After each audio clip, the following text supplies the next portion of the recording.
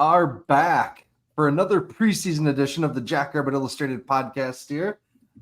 We are joined by the beautiful face of Ryan McKnight, right over there. There we go.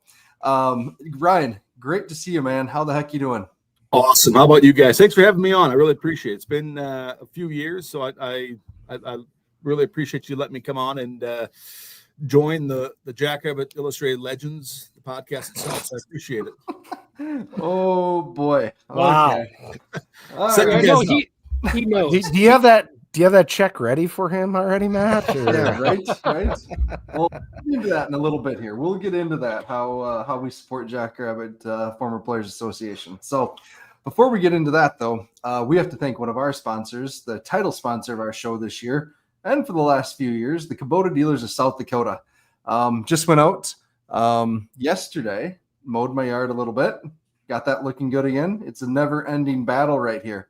And I just saw, Chad, you'll be interested in this. I just saw that because of some sort of weird weather La Nina cycle this winter, we are expected to get dumped on. I was reading that while I was sitting at the county fair today. And so I hope you're ready. I hope you're ready to use that snowblower of yours. I am. I somewhat have to reassemble it. I got to use my bucket again, my loader. Okay. It was kind of nice. The road grader come by and put like a 2-inch lip at the front of my driveway. Mm-hmm. So I got that out there and just smoothed that out. So Yeah. it was kind of nice. It's pretty handy to have that. No issues. Excellent. So thank you, Kubota Dealers of South Dakota. Also have to thank Northwestern Mutual, our sponsor for special episodes this year. Northwestern Mutual and FCS Nation Radio announced that they are indeed, again, doing the Alex's Lemonade Stand partnership this year. They've expanded with more schools. We can still not tell you who our representative is yet, but we do know. We do know, and we are very excited to support him this year. Yes, we know. Yes, we know. We've known for a long time. I must have missed this one. You missed it. Yeah. Ladies and gentlemen, it's a total surprise to me too. I can't wait to find out. We'll tell you later. So I'd rather not know. Yeah. So we have some announcements. We have some announcements coming a little bit later in the show that we are excited to tell you about. We cannot tell you that person yet, but we can tell you that we're going to work with Chris Schenkel to make sure we win again. So there we go. You're going to want to get out and you're going to want to donate and help the cause and support your guy. But yes, back to Northwestern Mutual. Thank you, Chris, for your continued partnership here. Talk to his office down in Sioux Falls. If you are in need of some life insurance or retirement investing, college savings, whatever it may be. Ryan, I know you are a huge supporter of their internship program on campus. You've had a number of students, right, go through and go through that internship program with them. Oh gosh, yeah, it's been fantastic. They come up and speak to our class a little bit, and it's the same idea where they still got to sell themselves on the internship. And our interns have loved it; they've enjoyed it. We've been a big sponsor and a big help to. It's just really nice to get them transition into the real world, and a good internship take you a long ways. Yeah, for sure. Excellent. Yep. Heard it directly from a professor. Be a damn grown up, get some insurance. I'm pretty sure that's their tagline. I'm not totally sure, but I think it is. If not, it is now, at least for our show. Be a grown up, get yourself some life insurance, especially if you have kids. I mean, yeah, right. You got to replace yourself if something happens. I mean, even if there's two of you, how's your wife and or husband going to do it without you? Without a little extra cash, it makes it a lot harder. All right. So, Ryan McKnight, how the heck are you doing, buddy? I've been good. I don't know really where summer went. These mosquitoes can sure get out of the way, but you can't go outside without getting bit 500 times. And the amount of rain we've gotten, and I don't know. I think it's the same with you guys out there, Matt. But it's more rain coming tonight, and I'm excited, extremely excited for fall. I cannot wait. 13 days till we kick off, and it can't come soon enough. Gal dang. Yep. Okay, so Jackrabbit Former Players Association. For those that are new, what is it? Why does it matter? Yeah, so we started the JFPA. In short, it's a fraternity of former players. We've been here since 2018, and obviously we've been playing football for a lot longer than that. But really what we did was we set up a 501c7. It's a nonprofit that every proceed, every dollar that we make goes back to the football team. And really the money side is cool, but what's even cooler is now those guys know those 4 letters as dudes that care, dudes that you can count on for advice, for guidance, for nutrition, for weight room equipment, whatever it is. That's the JFPA in short. And when we first started, we had like 35 members in the pallet bar sitting out the northeast corner of Tailgate. Now it's, I think last year we hit 450. Our biggest year 2 years ago, we had over 500 guys buying back in, supporting cause, and really just trying to make a difference for the football team. Yep. And so, I've noticed recently you mentioned this fraternity, right, of brotherhood and things like that. And I know that school to the south likes to make fun of us for that brotherhood piece, but that's okay. That's okay. They can do that. I'm very interested. This brotherhood. Adam Fritz posted a couple weeks ago. He had all the cornerbacks, not just the new ones, over at his place for a meal. Especially for a group that has so many new faces. That's pretty dang cool. Talk about that a little bit. And I know you guys did it for 605 Hogs recently too.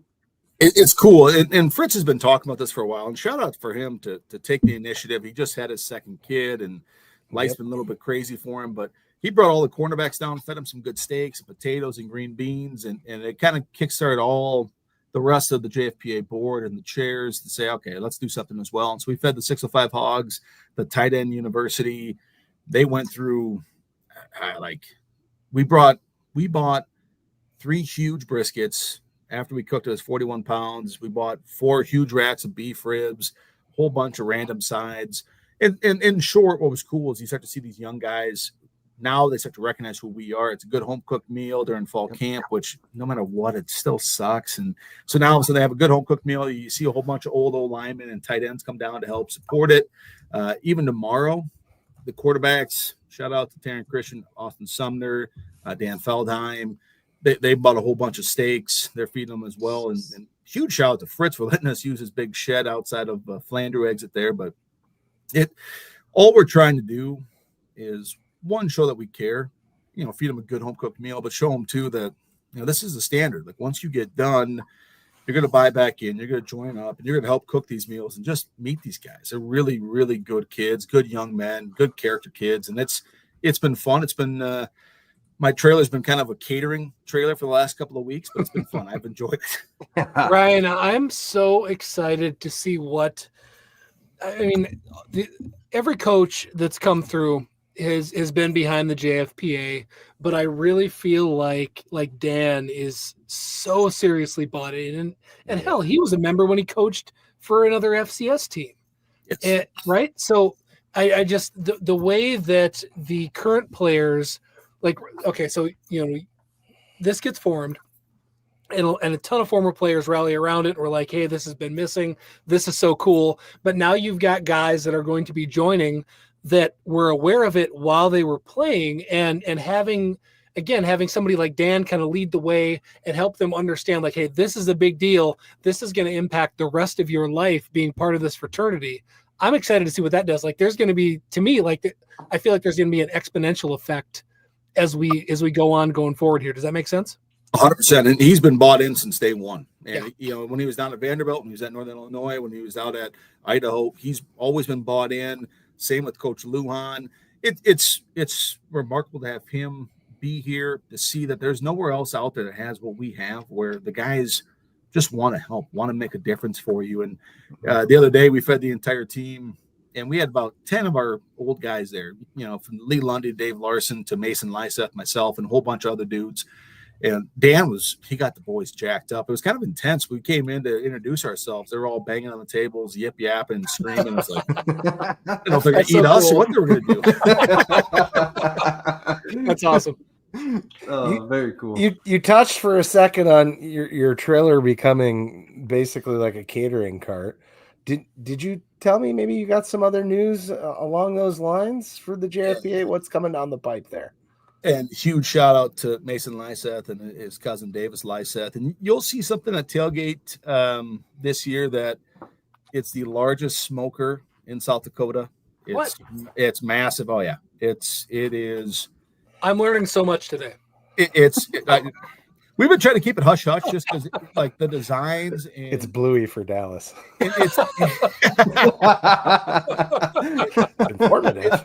it is. I will say this, the one side's done. We're waiting on the other side where we have like Santa Maria's type of grill. We got a pizza cooker. I mean, there's just so many cool things that all of this stuff has been donated.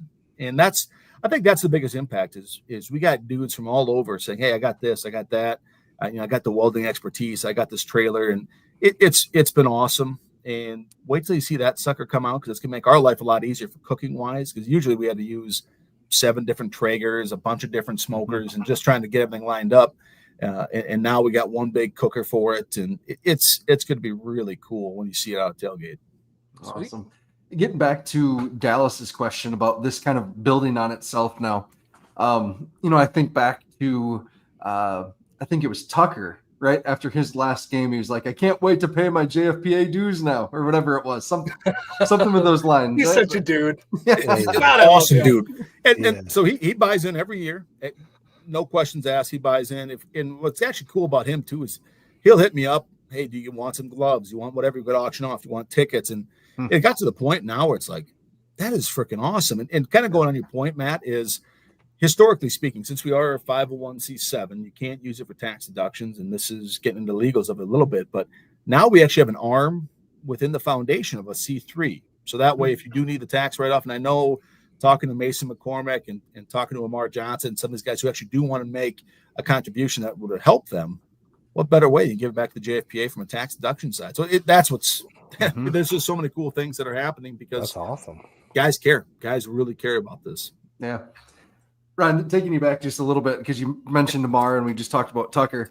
Do you remember when Zenner and Brian played and they took that picture together? Yes. Lions, Chiefs, whatever it was.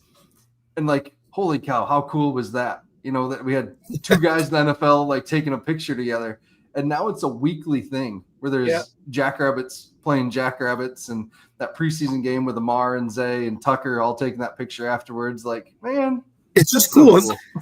And talking to a lot of these young guys where, and this is kind of the growing age, the growing pains of college football now is everybody wants to go to the NFL. I mean, that's just the end goal. And I think we kind of got caught in the muck of, hey, we want to get paid a bunch of money. We want NIL stuff. And now it's the point like, well, if I'm going to go to the NFL, I want to put up some film. If I want to put up some film, I got to play. If I want to play, you have the best coaching staff. And like, I could go on for days about how Dan rallied the coaches, and they are phenomenal coaches.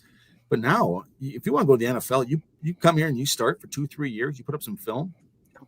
Who has it better than us? I don't think there's a group out there. Yep. And Chad, we were pretty much told that at the scholarship auction by a current player that had overtures to leave, and he talked to scouts or people related to pro personnel department somehow, and they told him, nah, like, you're fine here. We know the product that comes out of here, so don't you worry, buddy. You'll be all right. Stay healthy. and even for us, we're just feeding the team. And I was telling this to Coach Jackson of, like, every single person in the fall camp they haven't lost a single pound. They've gained weight. And granted, a lot of that's been from huge donations. So shout out to Dusty Brown, Zach Carter, you name it. They haven't lost a single pound. And just wait till you see. Well, they have nutrition time, right, Matt? We were talking about that. I took the picture of nutrition time. That is real. Hold on. I don't think anybody listening understands how big of a deal that is. It's a huge deal. I mean, no, you lose like 15 pounds during fall camp. I mean, that is. And I know I'm going back 20 years here, but oh my God. Are they only? Go on. I was just going to ask, are they only practicing in the air conditioning or something? I'm just kidding. And if, dating us a little bit here, I was thinking about like 2-a-days and 1-a-days and like eating Larson's food. Nothing wrong with Larson, but after a while, I kind of got over. I like it. I mean, Helen was up. There was something wrong with it. Helen was awesome, but now, and these guys eat well. They get beef, they get eggs, they get protein shakes. And shout out to Coach Morris, our strength coach, phenomenal coach. These dudes are huge, and they look really, really, really good. And I think, getting smarter with football. I mean, they like Logan Green. He knows how to play defensive line. Check. Okay. Does he need to have 500 reps? Probably not. but they've done a fantastic job of just keeping care of the bodies and making sure the guys get fed and get the water, get the supplements. They look good, look real good. Yeah. Time out before we do anything else, but good job, Ryan. Low key dropping Helen there. Shout out to Helen and her omelets. Like, That's pretty man. awesome. There we go. All right, back. Awesome. Play ball Hold on. again. Wait. No. Let's talk about this. Was Helen? Did she? She was the boss of the omelet station. That's At Larson. right. Yeah. If Yeah. you wanted 10 Awesome. eggs, she would do it. You wanted 30 That's eggs, she right. would do it. Like, just no Oh questions God, asked. good memories. Thank you. Actually, Matt, if you wouldn't have called that out, that didn't click with me at all. Yeah. She was amazing. Okay, Yeah. continue. Corey Mensch. That's a great joke. I haven't lost any weight since the start of camp either, Corey. So right there with you, bud. He's a big supporter too, so we love Corey. Man. So Ryan, like, obviously a ton of stuff with the players. I know this summer big initiative was the beef and feeding folks there. Can you give some numbers to the average Joe here about how much beef these boys were eating through? And like, keep in mind, you're feeding 110 guys who work out consistently, who, the old line itself, I mean, they can slam some brisket pretty quick. I believe during this summer, they'd go through, it's like 35 pounds of beef a day. And so, like, you start kind of adding that up, like, oh, that's a lot of beef, because they also have eggs and rice and protein shakes and whatever. And I think during fall camp, they upped that number to 45 pounds of beef a day. And so it was cool to have. And then, going back to what you said, Matt, with like Coach Jackson, like, he's a dude that truly believes in what we do, and he believes in the brotherhood and the former guys joining in, jumping in.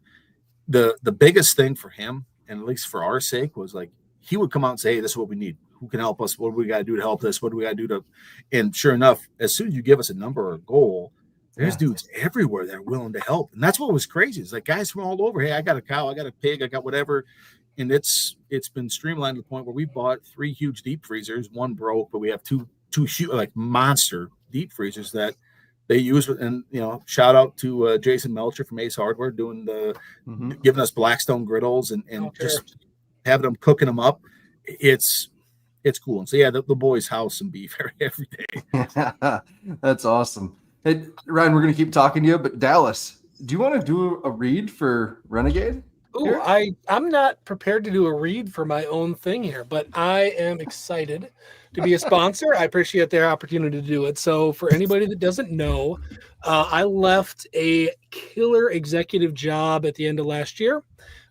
Just was kind of time to be done, and decided, hey, I'm going to start my own thing. I'm doing some other stuff along the way too, but starting a supplement company. And the general idea is I'm aiming it at, honestly, kind of me, just, guys as they age. I'm starting with a hydration powder, or call it Hydrate. Not, no junk in it. It's Himalayan sea salt. It's a very absorbable form of magnesium. We got some vitamin C, a couple B vitamins in there. And so I want to start with the foundation of a hydration powder, because you can't do anything well if you're dehydrated, whether you're working out or being a parent or working or trying to read or whatever it is. If your brain is dehydrated, you basically suck at life. So I'm starting with that. And then from there, I'm going to kind of keep adding things. I'm open to ideas. So if you want to follow me, just search Renegade Regeneration on either on Facebook or Instagram or whatever. I'm very curious. Give me a follow, comment on something. Let me know what you might want to see in terms of other supplements. And I'm kind of excited to keep that going. So renegaderegeneration.com. Thank you, Chad, for posting that. Check it out.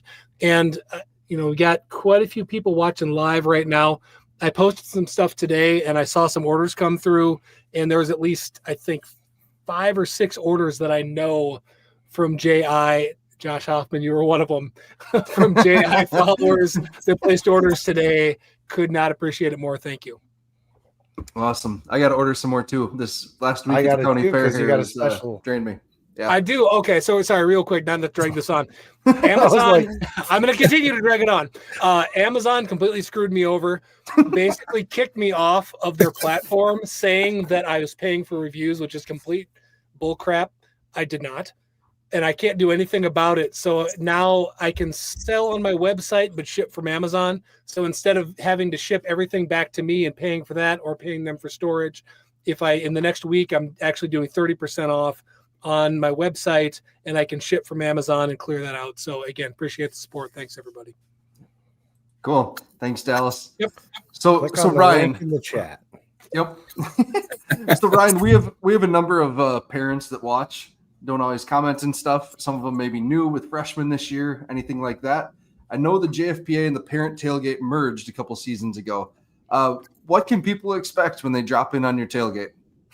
Yeah, and honestly, for the parents who are new to this, or even the parents who have done it in years past, we'll take anything. We'll take donations. We'll do whatever. But in short, we always have sponsors every single week, and so Kyle Manette and Alex Beyer, Kibble Equipment, they're doing our first home opener. They're doing a bunch of burgers and brats, and they sponsor all the beer. And honestly, everything is free. So we got the sponsors. We get people donating the food, the time to cook it, and people are excited for the meals and the beverages. We'll have a big 20-foot TV up there, a bunch of porta potties. We'll obviously take donations, or if your company wants to sponsor, if your company wants to do anything, please let us know.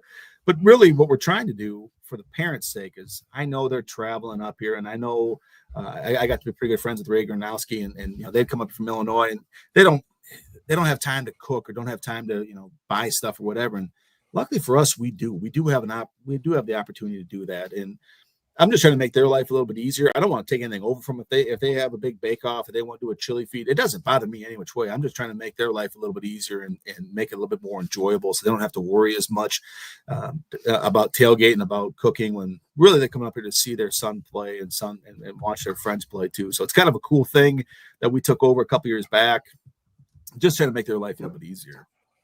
Yep, and you're in the backyard, right? Yep. So, right when so right when you come in, you'll see the big smoker, and you'll see a big TV. And you'll see our big flag flying too. But basically, right when you come in on the north side, when you just go north of the indoor, you'll see we're kind of tucked right there. So just honestly, look for the people that look bigger than everybody else, and that's generally what. There's a group of people that's about 6'3" to 6'5", and 250. Like that's kind of the group you're looking for. And last year you had the big screen the whole time too. I don't know if that will be there for sure or not, but that's something that you can see. And you guys got the big, like, I don't know, cable spools for tables. Yep. Got big cable spools, and big shout out to Eddie and Gus Miller for doing the big tent. We'll have a big tent again as well, and we'll have our big shed. Another shout out to Reeves Company for donating the big shed. So we'll have all that stuff tucked in, and hopefully be a wind block. I'm hoping you're wrong, Matt, about the snow, just so that way we don't have to mess with the snow out there. But yeah, we'll be we're right there. All are welcome. It'll be fun. It'll be a really, really, really good time. Hearing Eddie's stories about how Gus was able to become a Jackrabbit pretty much scot-free when he was disowned by his mom, or when Eddie was disowned by his mom for a couple weeks, makes me really wish that I could hear Eddie and Gus putting up this tent together. Like, wouldn't that be wonderful to hear the banter back and forth between? I think it's more or less their old man helping out, which is cool. We got so many people wanting to help out, and really it's kind of community by association. So if you want to help set up tailgate, you want to help set up whatever, it's they do a fantastic job helping us take it down, helping us put it up, helping put the spools out there. And I'm really looking forward to tailgate this year. Good. Hey, and we are looking forward to being a little closer to you guys this year. I heard that. Yeah. You're up in the Northwest too, huh? Yeah, we went corporate, and we're in the North. I was just going to say that. And we're north of the softball field, kind of along the road or along the road there. So we are very excited to be back there, and to just be there and be able to keep our stuff there instead of hauling it back and forth every week. So I know that'll make life a little bit easier for Chad and Brendan and Ben, who do bring a lot of the stuff. So look for us back there too, Ryan. We're excited to be back there again. So I think we will. No, that's awesome. I'm looking forward to that. Yeah. So I mentioned a couple announcements here. So a couple weeks ago, Chad, we shared, or you guys shared, I wasn't on that show, that we have Correct. a beer coming out, right? From Wooden We Legs. do have a beer coming out. You want to talk about that again? I'm pretty excited. We partnered with our friends over at Wooden Legs Brewing. We have a lemon Kolsch coming out, and it will debut with us the day of the first game. We're going to have what's called the Jackrabbit fan cakes that Wooden Legs does. I don't know. I'll just talk about that real quick in case people aren't aware, but the morning of every game day, Wooden Legs Brewing puts on a free pancake feed. And you can come on down, and they always have some sort of charity that they donate to. And they said, hey, we'd really like you guys to come do a fan cakes. And we brainstormed with them. And the consensus was we're going to do a live show from there. So we're going to do a live show that morning. The proceeds are going to go to the JFPA. And That's awesome. we are also going to have a beer. That beer debut that day. Have I said the name already? No, we haven't said the name. No, we haven't we showed the haven't. label. Like, Are we pull it up. leaving that? No, let's do it. Let's do it. Let's do it live. Come on. I'll let you guys know the name of the beer, but since Ben works so hard on the label, I'll let him do the label. Okay. I'll let him put Fine. that. Fair enough. Ben You know, the guys like to give me a hard time, and if those of you that remember, one time I was maybe in a car driving in construction and trying to make it back to help with the podcast, and tried typing garbage time, and it ended up coming out garage time. Thank you, autocorrect. And it's been a running gag, so that's what we're naming the beer, is Garage Time. And then we're going to have an amount of proceeds from that also are going to help support the Jackrabbit Former Players Association and your guys' mission with helping feed the team. And yeah, lemon Kolsch. I already talked to Derek the brewer. He said it's fantastic. Yeah, I think he did use some JIAI on the label, but so yeah, that's it. Garage Time, Kolsch. We'd sure like everybody to come show up to our live event and have some fan cakes and donate and have a beer while you're there. Might I suggest the Garage Time Kolsch? That is awesome. Thanks, guys. That's huge. No, we will definitely blast that out. That is unbelievable. Yep, going to be about a 5%. I think it's 5%. Yep, 5%. Yeah, we got Jordan Fink asking the important question of what's the ABV. We wanted it drinkable. Yep. You know, we still wanted a higher ABV. We don't want a light beer ABV, obviously, but we want something good. You know, there's other things with the Jackrabbit on the can that are good too, but we were hoping to maybe make it a little different than that, and maybe even a little more crushable. So, you know, we like our crushable beers when we're out there at tailgating. Yeah, it's tailgating. You don't want like a Parmesan basil 9%. Like, I'm all for craft beer, but yes, you got to be able to drink a bunch. That is huge. That is awesome, guys. So Ryan, what do you always cool. say? It's a bad day to be a Busch Light, but it's a bad day to be a Garage Time. It's a bad day to be a Garage Time. Well, let's be honest. If there's a Jackrabbit game going on, it's a bad time to have Garage Time. Be at the game, drink some beer. That's true. That's true. Well, dang, that is fantastic. Huge shout out to Wooden Legs. That's awesome. Thanks, guys. Seth and Matt and the crew over there, Derek. Yep. All right. So how does I have not done fan cakes, and I don't think I'll be in town that week. Like, how will the details come out there? How does we'll it get work? details out on the timing of it. Okay. I don't exactly remember for sure either, Chad. Do you, when they open? I don't remember the exact time, but it's going to be earlier in the morning. But yep, it'd be a good way to make a day out of the game. We're gonna do a live show. It's going to take a little time. We'll be able to just proceed right over there to tailgating, I think. Nice. Yep. Oh, I hate I'm going to miss this one. God, that tailgate opens at 1 for that. Game starts at 6 against Sac State. So we might have to go have Culver's before tailgating. Who knows? Yeah, Culver's, Cubbies, one of the. We'll split up.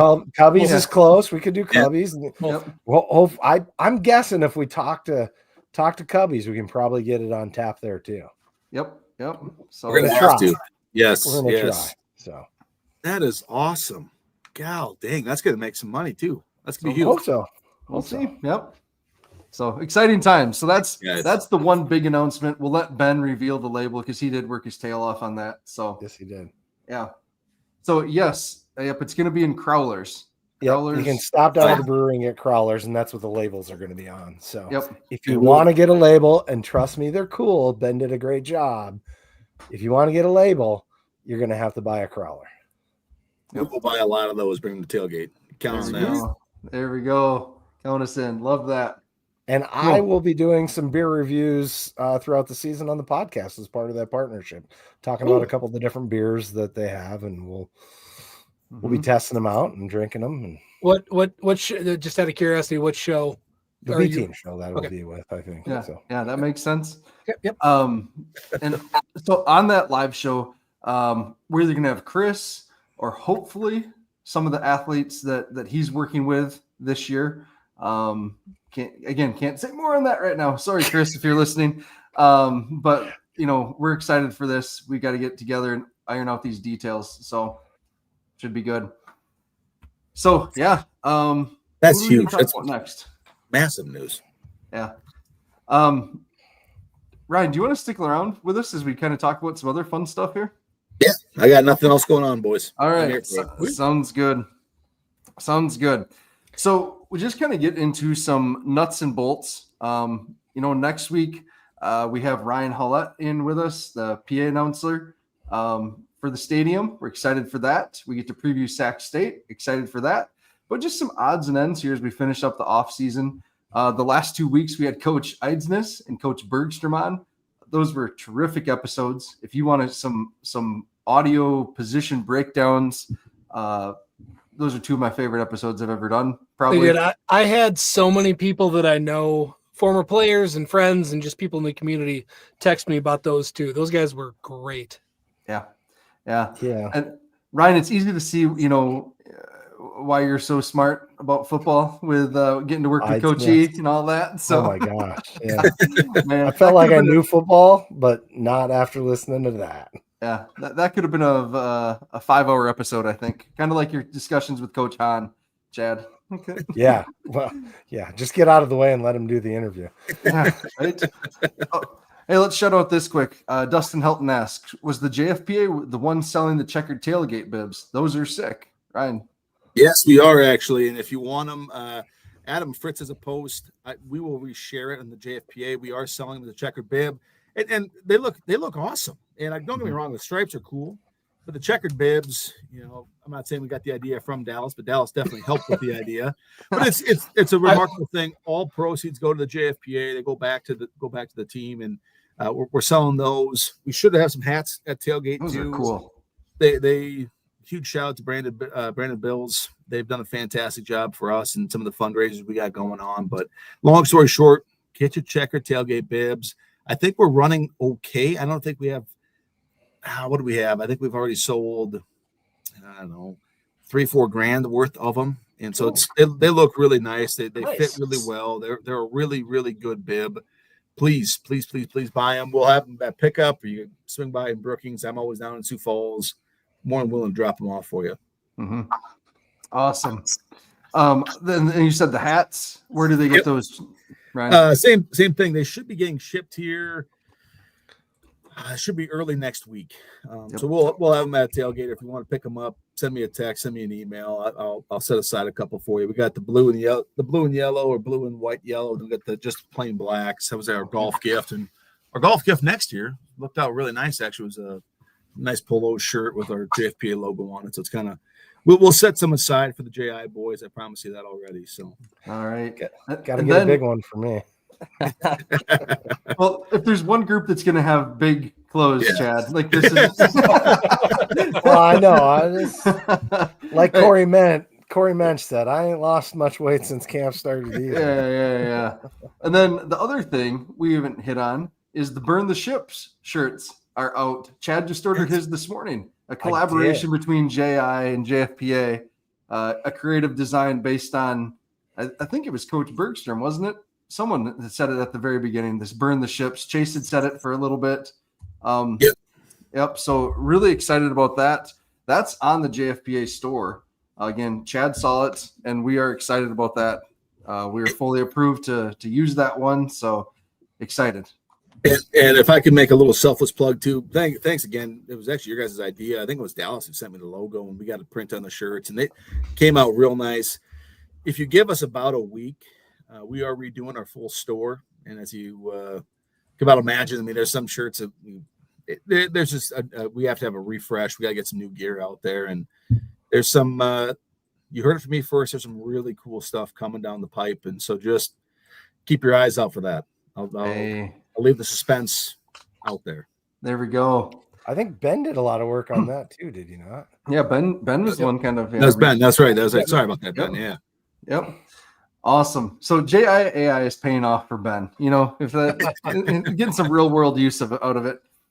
Okay.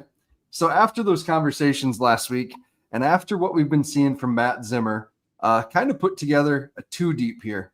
And just again, these conversations, what Zimmer's been tweeting, what Jay Ellison's been tweeting, what I observed in practice. Chad, are you able to pull that up? There's the burn the ships. I was working on something. So there's the burn the ships. So a couple notes before we get into this. There's a couple guys that are coming back from injury, and so that's skewing things a little bit. There was a departure from the roster. The Georgetown transfer Zaid Aziz left about a week or two ago now. And he was at what position? He was at safety. Yep, he was at safety, looking at kind of that nickel safety position for him. So he is left. He's departed. And again, there's just some injuries, guys from off-season stuff, just getting fully cleared to come back in. So that's kind of just going to set the tone here, I guess, as we dig into this 2 deep. And again, this is my prognostication. This is nothing official. Just want to make sure that that's clear. But again, this is reading between the lines, the tea leaves, all that stuff. I will say from experience, though, Matt's 2 deeps are pretty darn close. Yeah. So we'll start. I'm excited.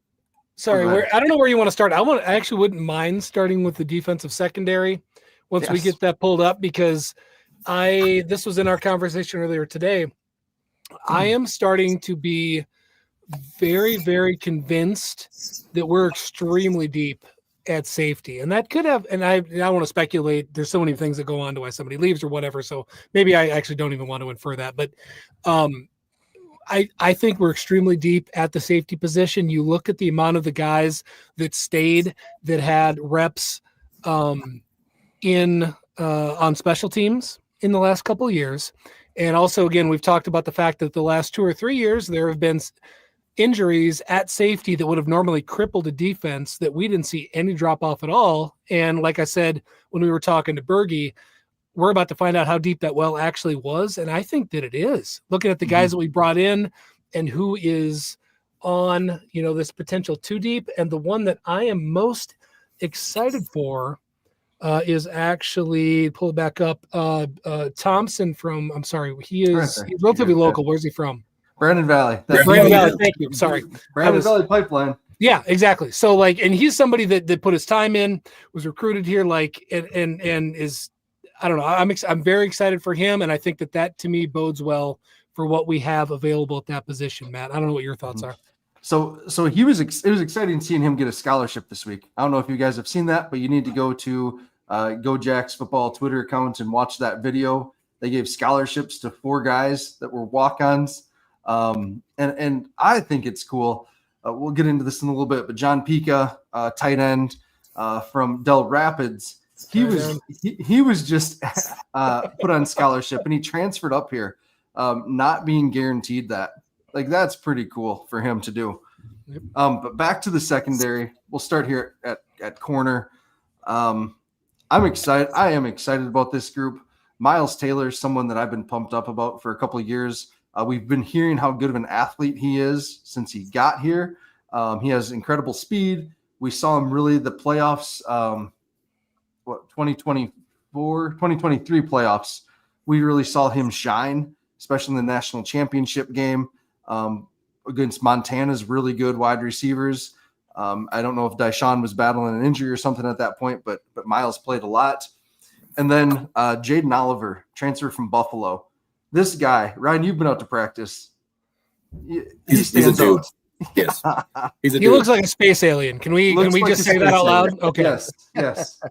He is long and tall, and people that are long and tall like that should not move how he does. He is unique in that, so that's exciting. The word, so when you talk about like D1 and FBS type bodies, the word spider gets thrown out. He looks like a freaking spider. I don't know where the other 6 arms are, but yep. Yeah. And the depth in that room.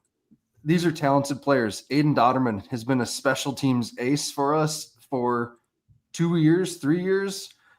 He is thick and tall, so he's a really good player. Again, I mentioned this with Coach Berge last week. He is he was coming back from injury. The first practice I was there, had 2 PBUs and a punch out. Like, just he's looking like he's a senior that realizes it's his last year. And he's always had the physical ability. It's just now he's getting his shot out there. Noah St. Just, second or third year player out of Florida. His brother played for the Gophers and I believe was drafted by the Commanders. Benjamin St. Just was his brother. And then Isaiah Johnson is the cornerback from Bemidji State that was all NSIC last year and had like a ridiculous number of interceptions, very productive. Again, this is a talented group. These are 5 talented players. My understanding, I thought I heard from a couple people that are very close to Bemidji that said phenomenal athlete, going to be great, and he's going to take it, but he needs a year to put 15, 20 pounds on, was the initial kind of take that I heard on him, but it sounds like he must be ready to go or close to it. Yep, I think so. So that safety group, Dallas, that you talked about, Kobe Bretz, has been outstanding, I think is the word that I'm hearing. And he's a ridiculous athlete. We saw his flip off of the diving board, competitive diver. And then I guess when they did the Olympics, Matt Zimmer tweeted that Kobe Bretz has been standing on his head for 25 minutes. So this headstand competition they do during the Olympics. But Ryan, was that a thing when you were a player, these Olympics? It was, yeah. And it like looking at some of those guys now, the drills have definitely changed. We had like an end zone dance celebration and we had some bag throw competitions, but it was here. We did not have the diving board competition, which I'm kind of happy about. We might have had like a big splash, or if I recall correctly, that Veskrina, he did a big belly flop and won it, but it wasn't part of the Olympics deal. But yeah, it was cool. I'm happy to keep that tradition alive. Hey, that's cool. So you're saying the O-line didn't normally win the headstand competition? So surprisingly not. I believe. Hey man, an athlete's an athlete. We always took the touchdown celebration one. Obviously, we're the best athletes, best looking. So I believe we always took that one pretty handily. So there we go. Opposite him, I have Dante. And Dante has been that player that people have been waiting on. It's just the depth. The depth made it really hard to get out there. He's made plays when he got out there. He has had some injuries since he's been in Brookings, but he is healthy.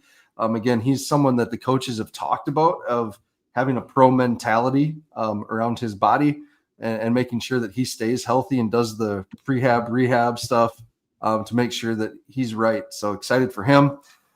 Jason Tommy is that player from Colorado Mesa, 20 games at Mesa, 9 interceptions. So just ultra productive. I think one of the first practices SDSU, the Twitter account again put up a highlight of him having an interception. So he's a ball hawk. Thompson, we talked about him from Brandon Valley. He started to play more and more last year. Noah Thompson did. And again, coaches have said, super intelligent, athletic, and now he's just trusting himself and making plays. So you love to see that from a young player like Noah. Again, just got put on scholarship. Congratulations, man. That's awesome for you. And then Jalen Lee, coaches the last couple of years have just raved about his intelligence and understanding of the scheme and the defense. Formerly a corner, moved to safety and spring ball to help with some depth. Again, someone that's done well in special teams. He keeps popping up in highlights, just being ultra physical as well. So really excited about him this year and him getting a shot as well. I'm very, very excited for Lee. You feel like he's a junior this year, I believe, and it feels like he's been around forever. Having reps of special teams, whatever else, but excited to see what the position change can do, because we talk about this, but in football, especially on a defense, you can move in and down. You can't move back and out. So coming from corner into safety, if you're physical like he is, if you got the frame like he does and can handle playing safety, that usually translates extremely well, if that makes sense. Mm-hmm. Yeah, we've seen that with other players, right? That maybe play for the Saints. Yeah, right. Exactly. Yep. 100%. There we go. Great example. Oh man, his hit to Stallbird's hit was incredible. That guy's soul. If anybody hasn't seen it, go check out. I don't know. The Saints posted it on Twitter, but yeah, he took somebody's soul. That was so fun. Ryan? What'd you say? Knocked the numbers off his jersey. He thumped him. I've got a question for McKnight on that one. How much does that center owe that running back? Because he whipped.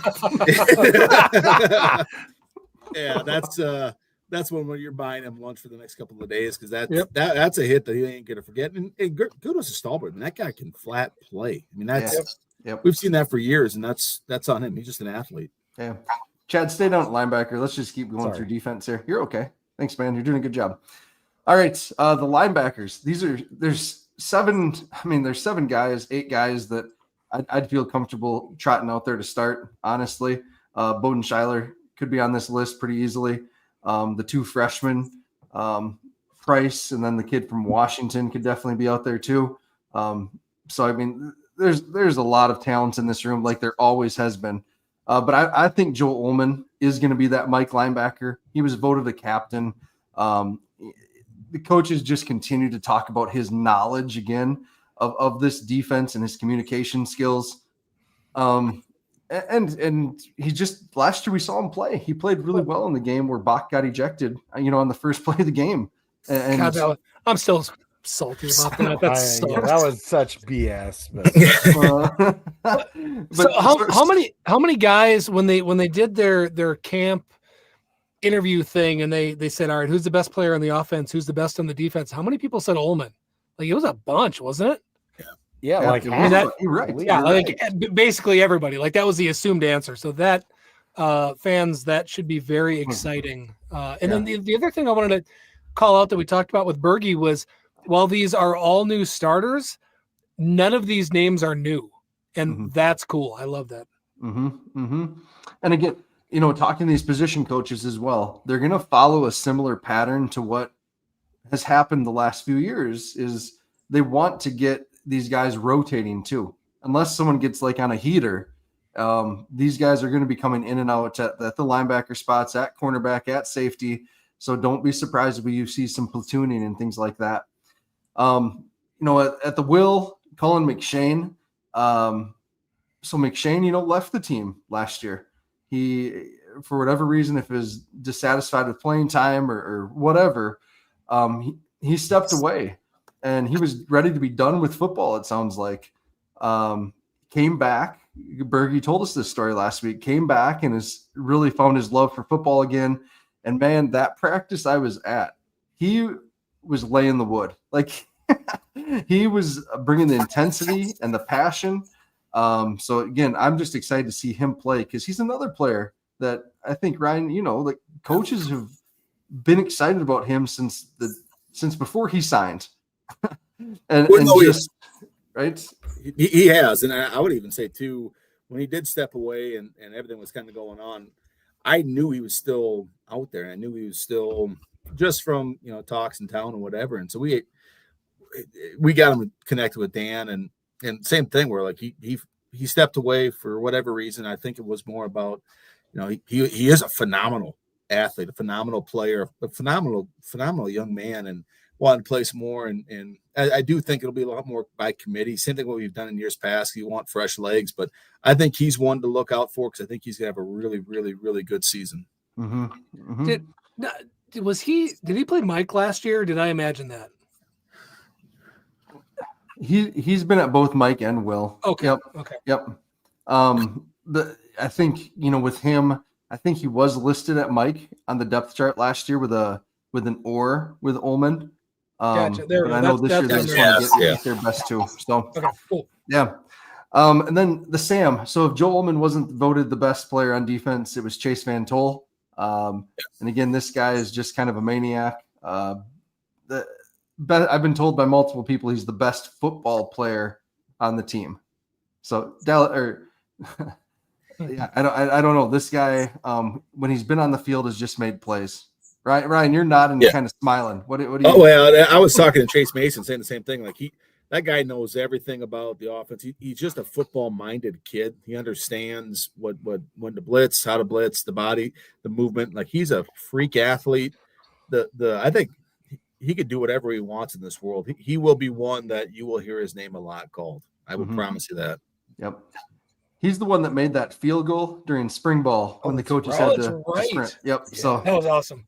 Yeah. His highlight tape from high school, I believe, opens with him kicking off as the kicker and going down and kind of making like a spear tackle on the returner. It's awesome. That's a football player. So the backup linebackers, Matt Gearing, the transfer from USF, sounds like he's picking up things super quick. Really excited to see him. Bryce Johnson is if you could build a linebacker in a lab, he would look like Bryce Johnson, I think. Just tremendous. And he's a pre-med student, so the knowledge is there. Kyton Fife is another one of those players that got put on scholarship. And I forget which coach it was I was talking to. Kyton Fife has shown the most improvement. He improved the most from any player from January until now. Like he's being trained at both the Will and the Sam. He's going to see the field a lot this year too. So, which if you listen, that's really impressive, because if you listen to Bergie last week, those are not the same position. Will and Mike are very similar in this defense. Sam and Will are not. Yep.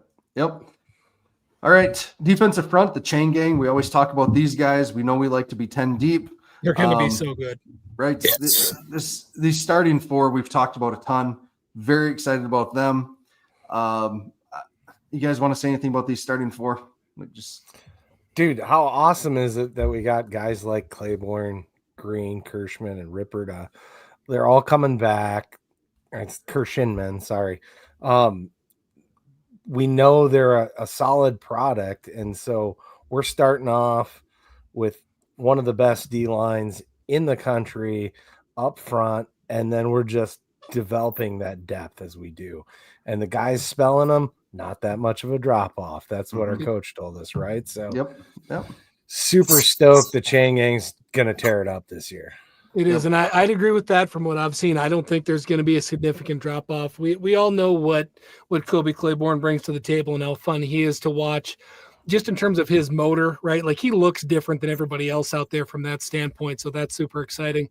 But otherwise, I mean, you've got, Wolfkale could start in, most FCS defenses in the country. I genuinely think that he could. He's extremely good. C4, excited to see him in the rotation. He's got, what year is he, by the way? Is he he's third? Yeah, he's third year. Yeah. Okay. So I mean, ceiling's extremely high with him. He's gotten huge. Also, he's a big dude. So 6'4", 300 pounds. He's a big man right now. Excited. So Brasso, is he the Sac State guy? Sac State, yep. Okay, I don't know. He's got big arms. That's all I know about him. I watched some film. He looks the part, but I do not know anything else about him. But I'm definitely excited for him. Yeah. The DN spot is one that I'm watching very closely. Kevin Spellman's the transfer from can't remember right now. He's a transfer that's a multi-year starter. Goodness gracious, I'm disappointed in myself. I actually don't know. Why can't I remember it? So I wanted to talk about Bradley. So it's a Pioneer. It's a Pioneer League team. Here's the Pioneer League. Matt, this is not your first day. What you need to do is you need to be able to continue to talk and make up something while you Google it in another tab. No, it's a Pioneer, not Patriot. Yeah, sorry. So, anyways, Blake Leiferman's a player I'm excited about. A South Dakota 9-man player. He was a elite 45 type of player, all state. Came in here as a tight end, and then he just started racking up last year Defensive Player of the Week on scout team. And I asked a couple times, I was like, is Blake moving to defensive end? No. Sure enough, here he is at defensive end this year, and he's already pretty comfortable. So, if you would have kept doing that, Matt, you could have got to Valpo, and that's where he came from. So yes, I didn't see anybody. I was too busy researching. I didn't see that. Of course, our fans know it, right? They're always they're more ahead of it. Today, you guys can back me up. The one that's not surprised me, but I was very surprised, is to see Bradley in the rotation at the other defensive end spot. To know that you got, the true freshman out of Florida coming in, who I think got, maybe overlooked in the recruiting process a little bit just from checking out his tape and him coming in late and stuff. It seems like a great guy and a great family, and I'm very excited to watch him play. Yeah. I was told he was, and this is from Logan Green. So you talk about like a senior captain, a really, really, really good dude. There's a lot of expectation on for Bradley. He understands it. He's getting physical. He's strong. He's got all the intangibles, and he's one of those guys. Great family, great dude, hungry. I mean, I think he's really hungry. I think you get into this defense. You look at the 4 starters. Those are some dudes. And you look at these young guys that are like competing and kind of pushing the ball with them. Mm-hmm. It's pretty dang impressive that the recruits that we're bringing in and the recruits that stayed and to see this is going to be a hell of a D line. It really is. Like this is as good of a defensive line as South Dakota State has ever fielded. And I think that says a lot. We skipped over Logan Green when we were talking there. And Ryan, I can tell you as a dad, I've got to go to some recruiting stuff. And if you want someone talking about your program to other people, it's him. Wow. What a good dude. Well-spoken, understands what's important. Very impressed with him when I've been around him for sure.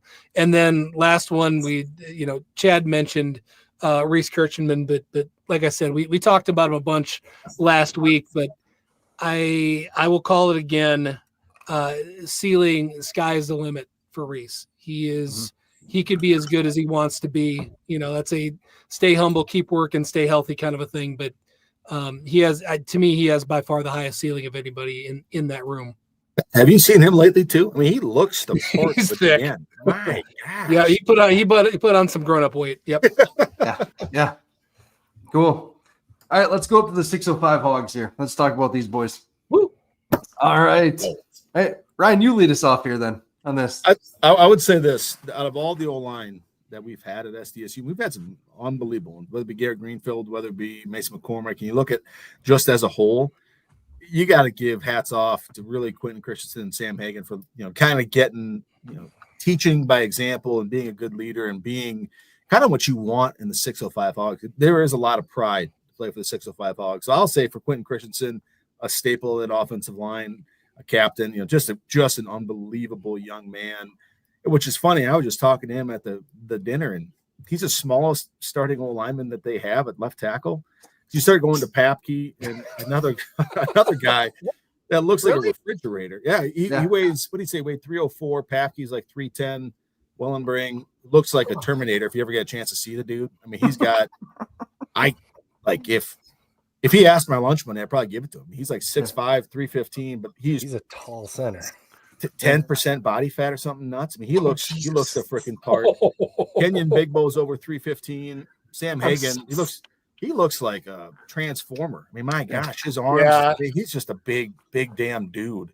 But they're all unbelievable offensive linemen. And what I love the most about it, though, it's a lot of Midwest type of kids, right? Mm-hmm. And there's some really, really, really good talent that got overlooked by all these other bigger schools. And I tell you what, from a young kid standpoint, we're going to have a really good O-line for years to come. Yep. Yeah. I've been pumped for Big Bo since he signed. Yeah. Since he was, finished his junior year in high school, or I forget when he committed, if it was after senior year or before. Anyway, but I'm very excited to watch him though. Yeah, he was a late one. He was a later one. Well, Yep. was it late? Okay, my Yeah, bad. he was that late. after his Yep. senior year? Okay. Well, Oh, it was that's still right, a 'cause- senior year. He was just a late whatever. Got it. That's okay. So he had I believe he had a walk-on offer from Oklahoma State. Yeah. Yep. That's right. Yep. So I'm assuming he was probably waiting for a scholarship offer there, and then Yep. okay, cool. Anyway, So- he's awesome. Can't wait. Ryan, it And was his pretty cool family's this week. awesome, too. Yeah, the family's great family. Yep. Ryan, it was kind of neat this week to see your name in the Matt Zimmer article about the consistency at center over the last 20 years.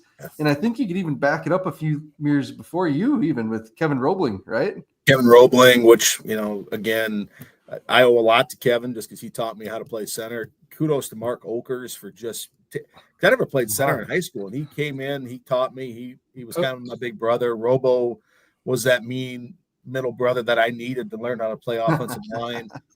Like the center standards there. I mean, that's Okay. Yeah. Hold on, let's back it up. Before Okers, Matt Berry from I think Yes. Spearfish. I mean, Yep. he had a cup of coffee with the Packers as well. the All-American, if I recall. Yeah, he was unbelievable. Dude, Yeah. he like blew my mind. So I'm skinny, little 18-year-old freshman come in, and we're doing the conditioning test, and I'm next to him, and I look over, and I made some dumbass comment like, "What are you, like 40?" Because he looked like I thought he could have been my dad. I wasn't sure looking at him.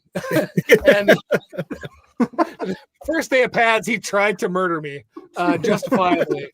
But yeah, God, yeah, there's been some good center play for sure.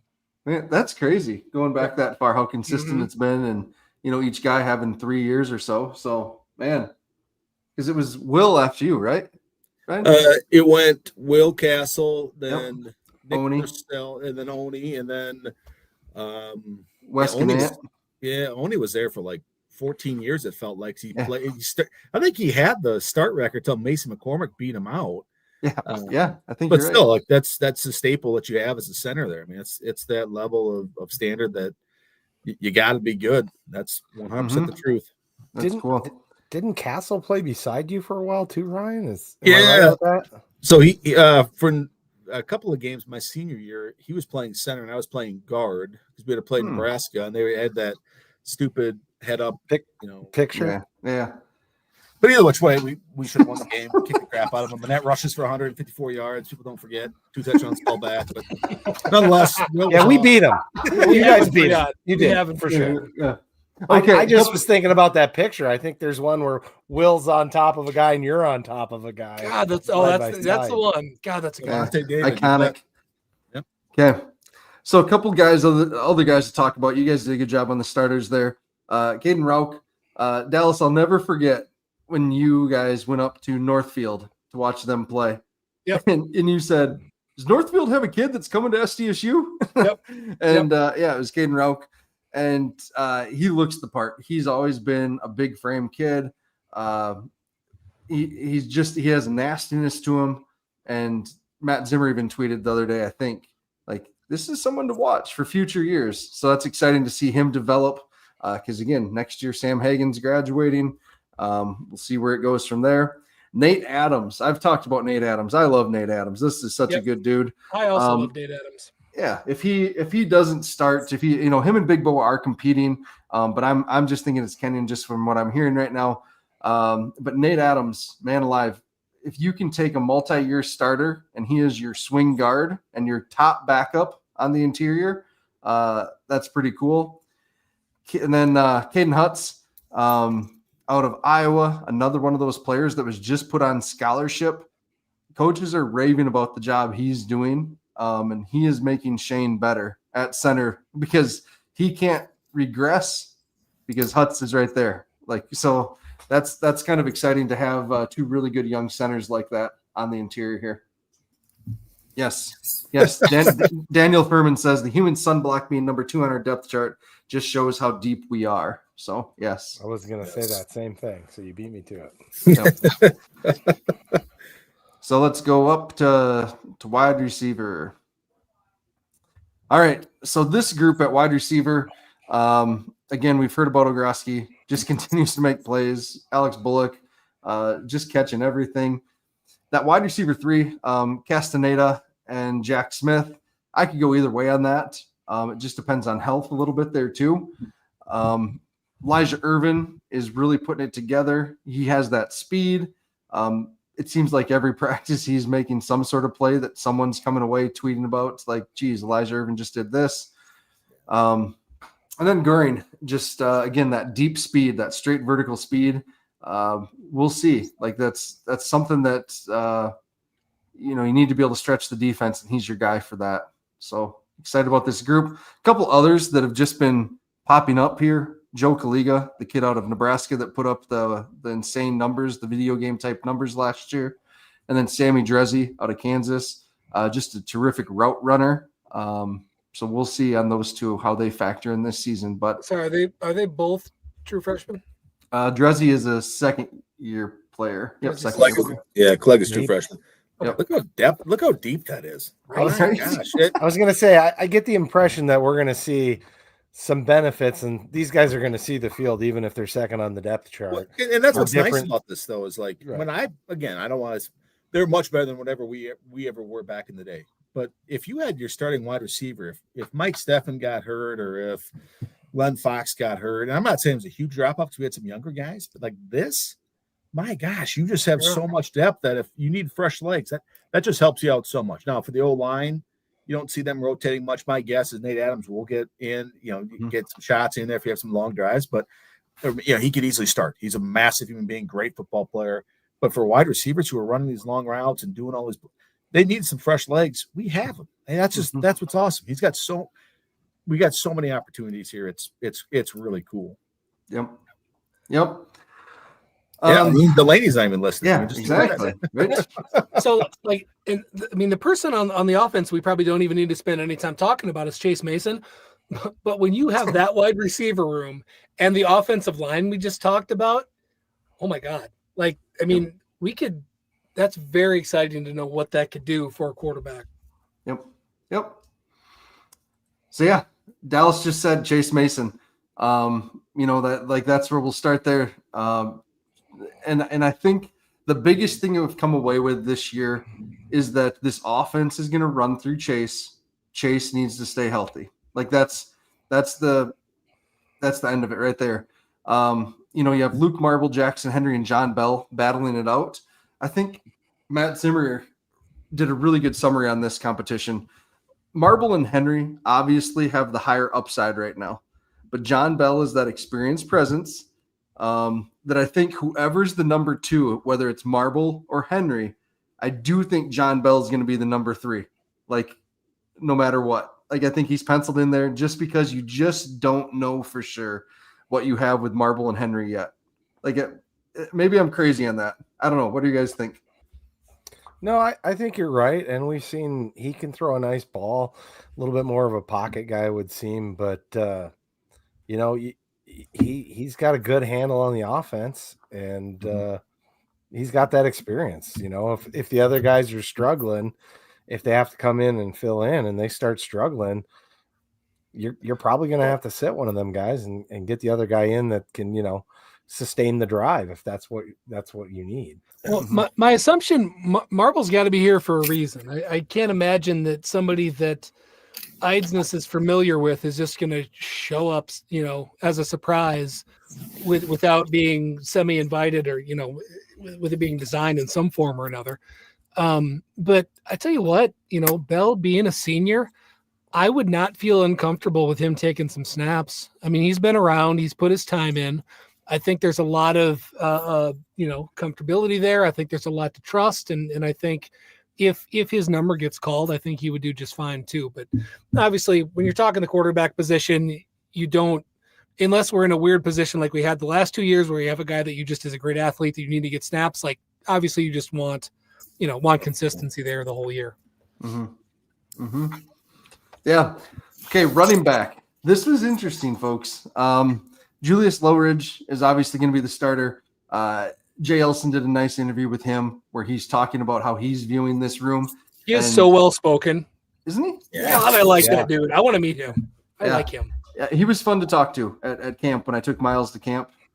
Really a neat story. Again, kind of talked to him about growing up in Houston, going to school in New York City, and here he is out in Brookings. And he's the guy remember, that went loved fishing, loved shooting, went with Quentin Christensen back to the ranch. So, just someone that's embracing this time in South Dakota.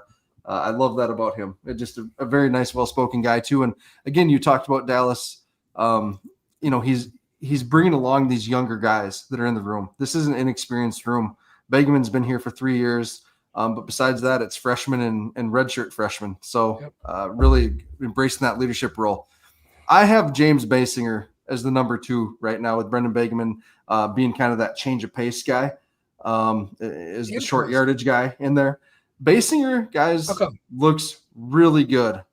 He can catch the ball, played in this super high profile or high powered offense out in Colorado. And again, they pass the ball a ton in this school. I think I talked about this on the recruiting video. Yeah, but he's still their single season, like all-time leading rusher. He was the top running back in Colorado last year. He can play in any type of offense, and he just keeps popping every time I see someone. Like Matt Zimmer's tweeted about, Tanner Castor's tweeted about it, Jay Elson. He did something cool to practice. I was there. Like, there is something to this kid. And he's physically, he looks ready. I mean, you look at him, you wouldn't know he's a freshman, I don't think. Ryan, have you seen him? Yeah, and he looks good. And he's echoing everything you said. He is really fast.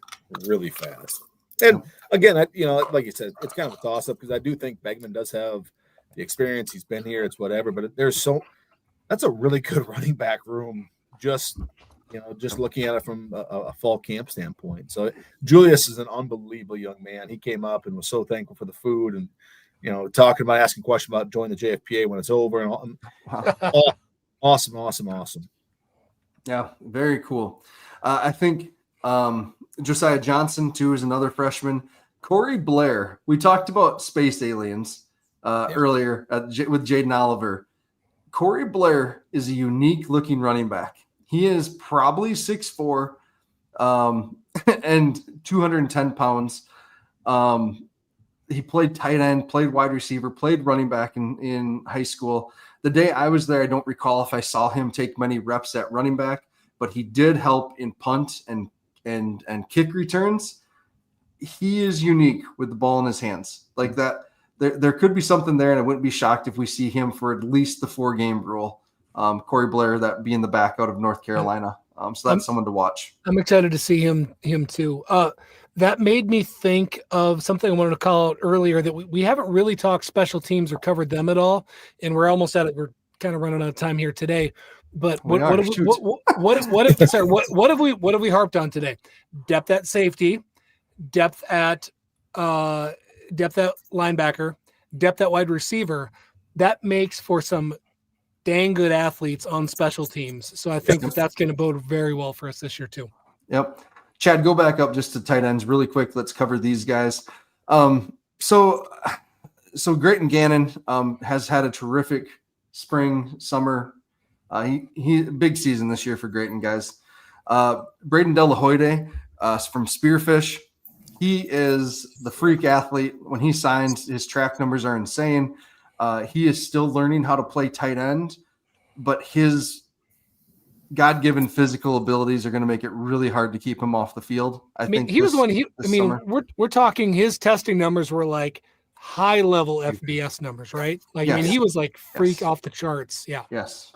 So Coleman Kuntz is that guy from Sac State, the tight end, a couple of years of experience there, kind of more of an H-back. So excited for him. Mentioned this earlier, John Pica, who was just put on scholarship, transferred up from Dakota Wesleyan. He's going to be playing tight end now. He's officially on the roster with an 83. Happy for that dude. So he is going to be a tight end. David Alpers, we've seen the last couple of years, big play ability there. He is that guy that's going to drive you to the ground, play through the whistle, hell of a blocker. And Jalen Thompson, transferred from Iowa. He just looks the part too. So excited about him.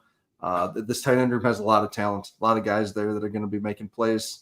Some on special teams, Dallas, like you talked about. Yeah. Do you guys think so?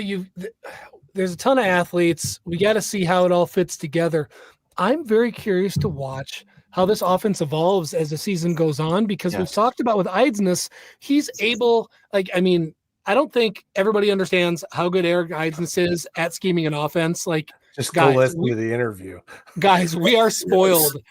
He would, if again, I've said this before, if some things had worked out differently in a different universe, he is a high-level Power 4 coordinator.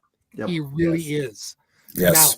Now, with all of these tools that we have, and we're trying to figure out and put it together, like we could see some major shifts in how this offense is put together from week 1 to week 10. Yep. I mean, just look back at what we did in 2016 with Taryn and how we changed our offense. That's all Eidsness that did that, right? I mean, so he's definitely really good at getting the most out of what's available and playing to those strengths, I think. And I'm excited for that, quite frankly. If I could say anything too, like Coach E's been awesome. I've known him for years on years. Very beautiful mind when it comes to offense. He understands how to teach you too, and I think that's one of those things that you don't get just by saying, "Oh, I was a Power 5 running back. I don't know how to coach running backs." There's a cutoff. At some point, you got to be able to talk to these young guys and be able to teach them. And I know talking to the quarterbacks, same thing with they're learning, they're understanding the defense, they're understanding what's going on. I mean, like how he's been so successful, I think is. Yes, it's his mind. It's also how he can teach the guys and how he can get the other position groups to all buy into his scheme. Phenomenal coach. The offense is going to be fire this year. Hey, there we go. All right, and special teams. We'll go do special teams quick. While we're getting down there, Ryan, what's your Culver's order? So today even we had my daughter. Real quick story. We caught some fish yesterday. Biggest fish we've ever caught. Big walleye. We fry it up. I love the fish and chips. Maybe it's my dad. He's from northern Duluth, northern Minnesota area. Grew up on fish and chips. I love that. Culver's is awesome. Phenomenal. There we go. Awesome. And if you need some Culver's, make sure to stop in the ones in Brookings and Watertown. The best around. I can't wait to get down to Brookings, and that's usually my post-game snack for the drive home. So, yeah. Awesome. So special teams. Sounds like the kicker competition is down to these two. Harrington is the freshman out of Iowa. Excited about him. He 4.5-star both kicker and punter for the Coles camps last year. You know, these kickers and specialists, kind of goofy. They go around all winter and spring and summer and do these kicking competitions against each other at these various camps. And it sounds like the kicker that we had that went to Washington State, him and Harrington went back and forth at all of these competitions throughout Iowa and Illinois and stuff as the 1 and 2 for best kicker last year. So could be him, or it could be, and I love this story. This is why sports is so cool. Erickson is the kicker from Jefferson, Sioux Falls Jefferson. So Coach Benedetto for that championship team, he was the kicker for Sioux Falls Jefferson. Came to SDSU just to be a student.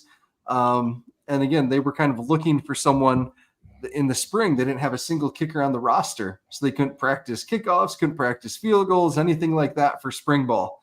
And so the coaches start asking around and say, shoot, does anyone know a kicker on campus? And one of the guys reminds Vince that, hey, well, Erickson's here.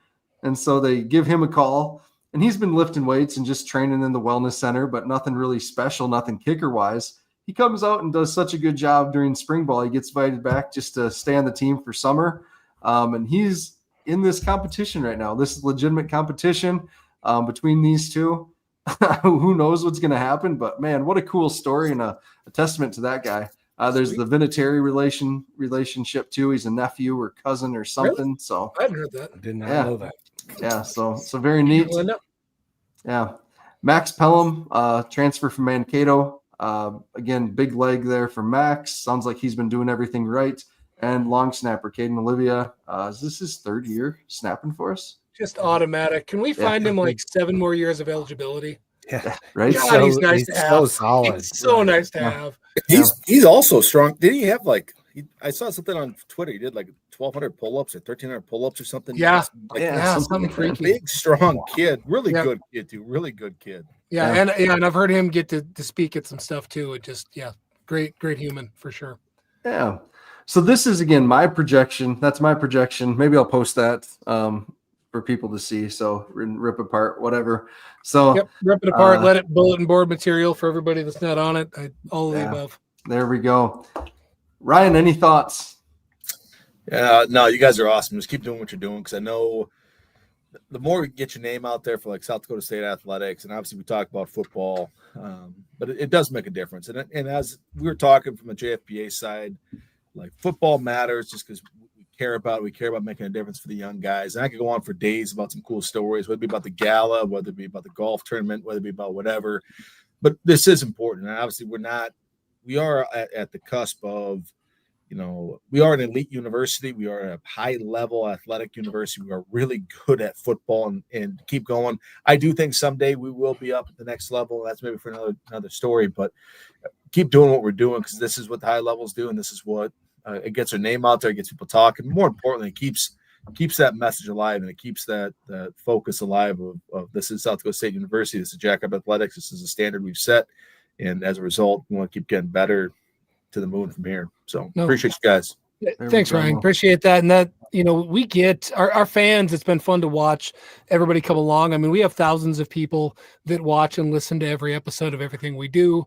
We haven't talked about, we're going to be back to the same schedule this year. So we'll do A team Sunday night. B team Chad is Tuesday. Do we have that planned?